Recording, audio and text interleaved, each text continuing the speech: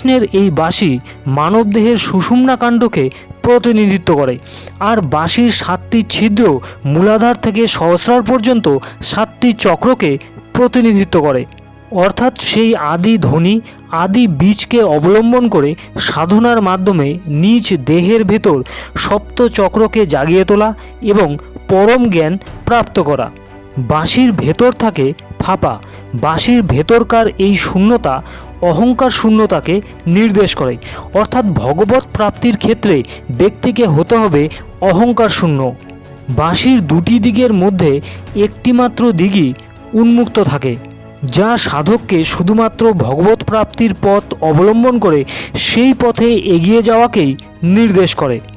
রাধাকৃষ্ণের এরকম অনেক ছবি দেখতে পাওয়া যায় যেখানে রাধা বাঁশি বাজাচ্ছেন এবং শ্রীকৃষ্ণ পেছন থেকে রাধাকে হাত তুলে আশীর্বাদ করছেন। এর অর্থ